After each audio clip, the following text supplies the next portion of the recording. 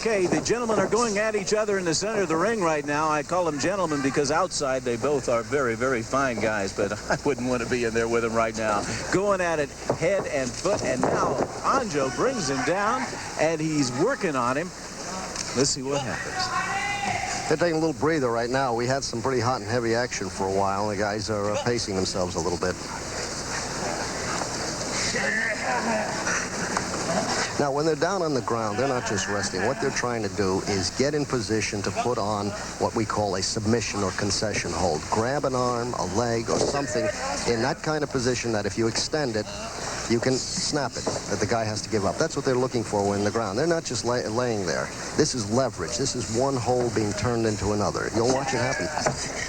Now, we call it shoot wrestling, and if you look at the referee's hand the next time he comes into the screen, he's got his finger, there it is, he's pointing straight at the man on the bottom, and that means, are you ready to give up? Yeah, that's shoot wrestling for you, because that's submission wrestling. That means we're going for it for real. But both men are up now, and they're doing a little slapping act, and there goes a kick by Anjoh, but it doesn't work, and Nakano gets him down on the mat.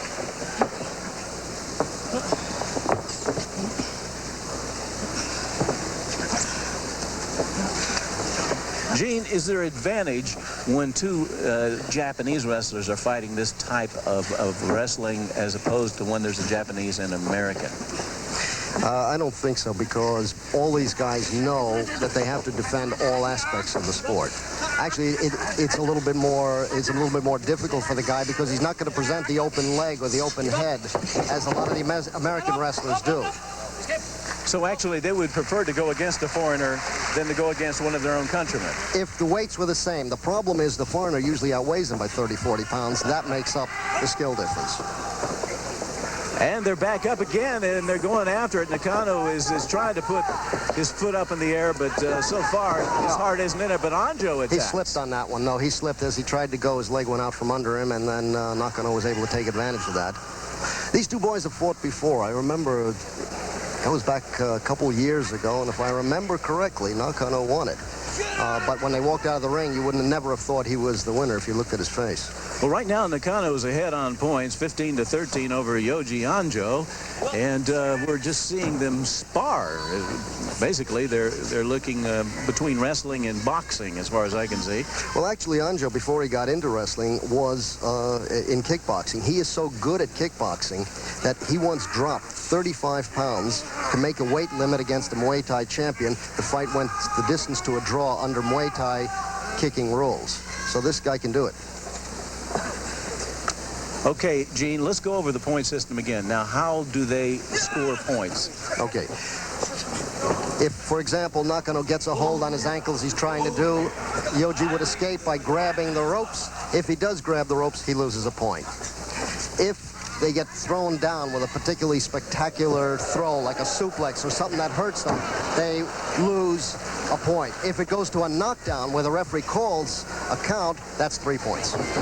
So we must point out that both men start in a singles match, usually with 15 points. Right. And as they commit errors, they're taken down, or they reach for the ropes, they lose points. And they can lose up to 3 points at a time with a real good takedown. With a knockdown. Or a knockdown. Okay. That goes to a count. Now, there was a good knee and a good... Anjoh comes out, and he's ready to fight. He is really fired up, and he's going at Nakano. Yep. Nakano slowed him down a little bit. Now the referee's got his finger pointed. And although that the point system is there, as we have talked about ourselves, Jim, one of the things is that these matches rarely go the distance. The points, of course, are important. They'll drive a fighter on. He'll look at that scoreboard and say, geez, if I go down twice more, I'm going to lose. That will drive him to hit further. Most of the time, they never go the distance. It's always a give-up or a knockout. You hear the referee in English saying, give up. And rope. Joe says, no rope. No rope. So it's 15-12 now in favor of Nakano as Yoji loses another point. Getting a couple of very good hits in now. Oh, and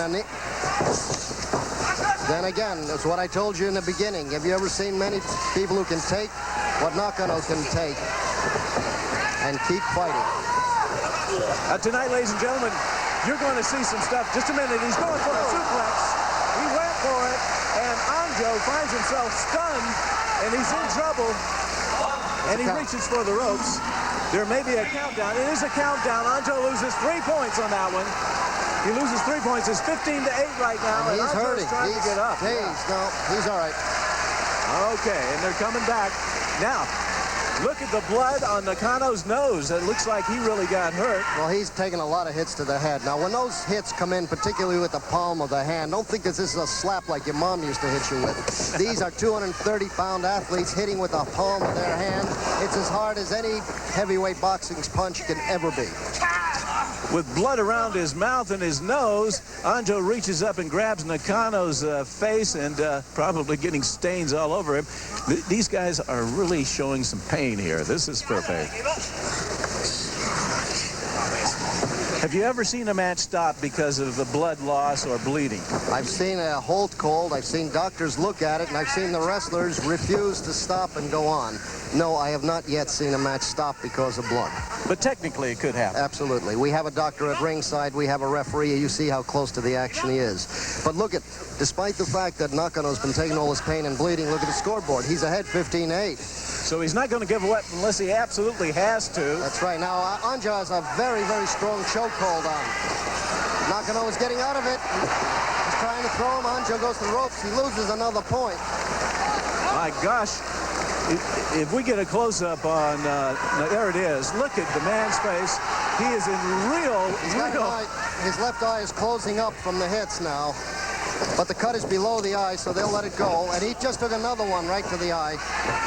No, folks, this is not a boxing match. This is shoot wrestling. And you're watching it for the first time from Japan, and we're enjoying bringing it to you. I hope you're enjoying it as much as we are here at ringside. This is great. This is great. This is great. And now Anjoh squatting over the top of Nakano. He's got blood all over his back. Well, he's actually making it difficult for Anjoh to get a hold because the blood is so slippery. But what Anjoh has to do is to do something to him. He hasn't actually scored a point yet, but he has a give-up hold. Yes, he's got a choke on it. And it happened very quickly as Yoji Anjoh grabs a hold of Nakano, and Nakano slides out of the ring. He's in pain. He's still bleeding. And Yoji Anjoh wins it at the last minute. He was down to 7 points.